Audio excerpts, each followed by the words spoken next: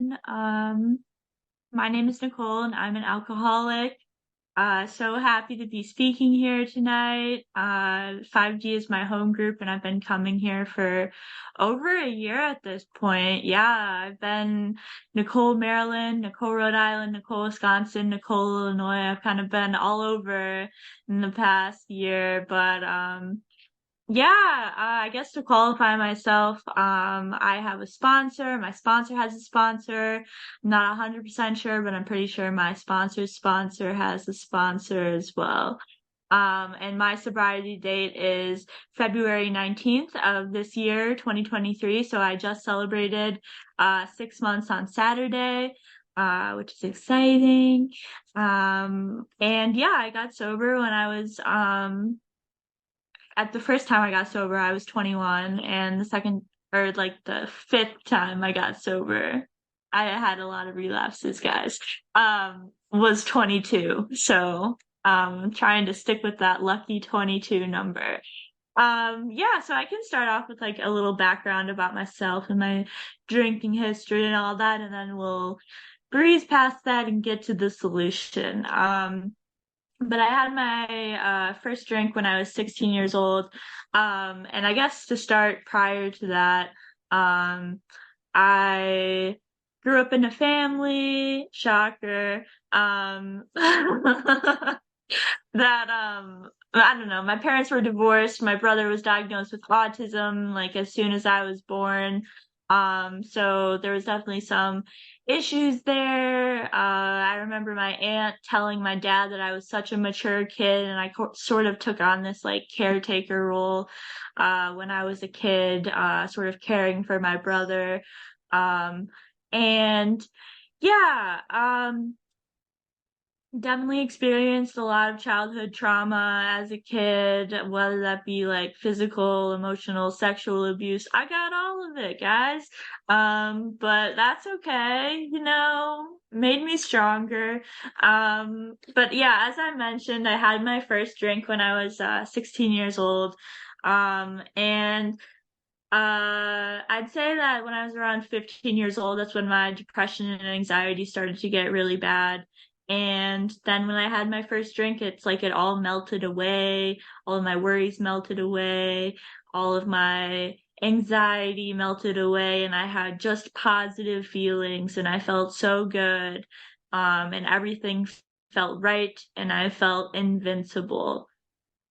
Um, and then I had my first blackout when I was 17 years old.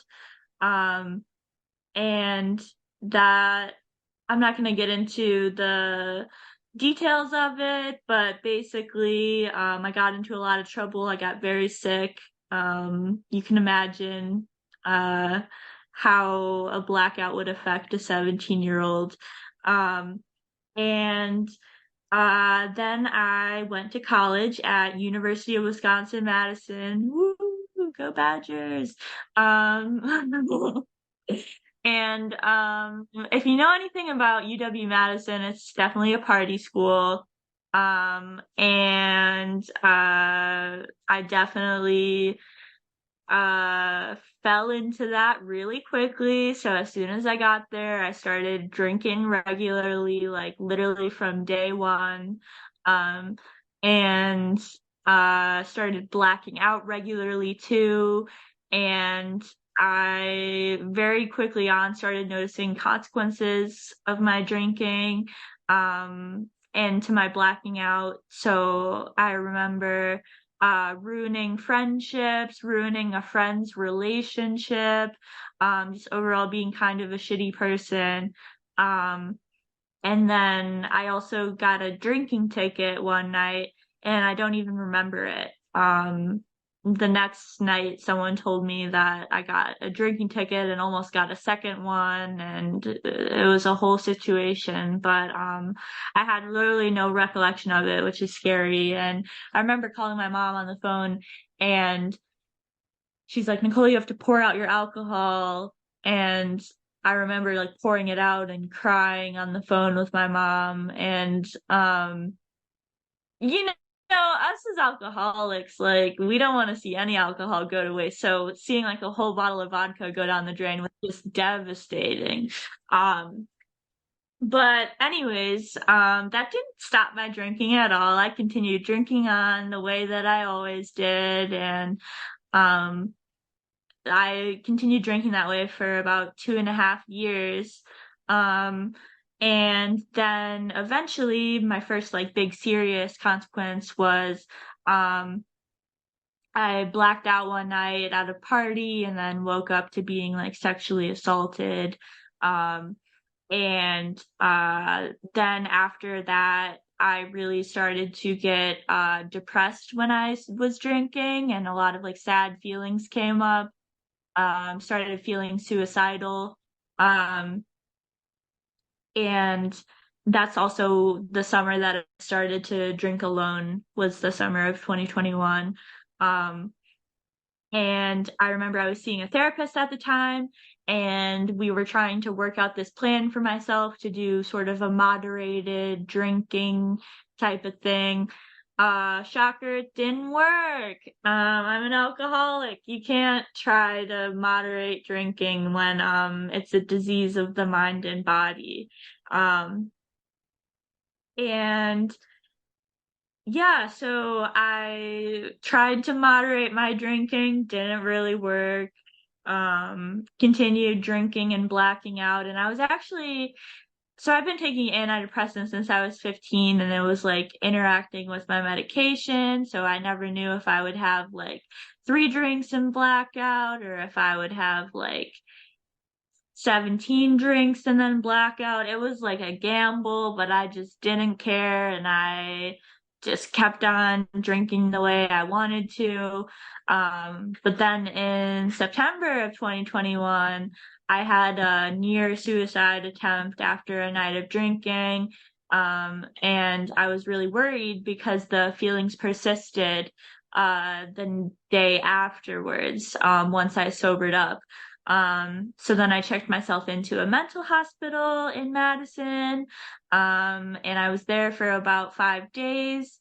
And I felt so great coming out of there, honestly. I was like, I'm not gonna drink. Like, I have all these skills at my disposal. Like, I learned a lot about DBT and CBT while I was in the hospital. And I was like, yeah, I can tackle everything. And then, um, the reality of life sort of hit, and I realized that, you know, a lot of those sad feelings still persisted even when I wasn't drinking. So I turned to weed and self-harm as sort of a coping mechanism. Um, and uh Then I still went out with friends at that time after I went through a period of self-isolation.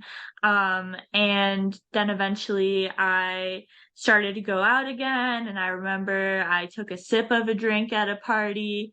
And then the next party I went to, it turned into a full drink. And you know how the story goes. Like soon after that, it turned into me full-fledged blacking out. Um, and yeah, so then I was like back in that cycle of blacking out and drinking. And then I had another unfortunate situation happen to me that was pretty bad, honestly. Um, and I decided to quit drinking, and then 2 days later I drank, and I was like, okay, I really can't do this alone. So then I started going to AA meetings in January of 2021. Sorry, 2022. Um, and uh, I was able to find a sponsor in Madison. I started going to this online home group. Um, and then I had a string of bad relapses. So yeah, as you mentioned, I'm kind of a chronic relapser. But that's all right. That's just how my story goes. Um, And a lot of those relapses were caused by interpersonal relationship like issues that I was having or trauma being triggered. And every single time a relapse happened, it's because I stopped going to meetings, stopped engaging in fellowship, and I wasn't working the steps. Every single time. So at least for myself, I know that in order to avoid relapses, I need to keep going to meetings regularly, do my step work, and stay connected with other alcoholics. Um, and uh, I'd be, I want to mention that I did have a relapse that had a suicide attempt like right afterwards. That was in October of last year. And um, yeah, that was really scary, and I just didn't care, and I didn't think about the consequences of what I was doing on myself or my family. And I don't know, when I was drinking, I was like so tunnel vision.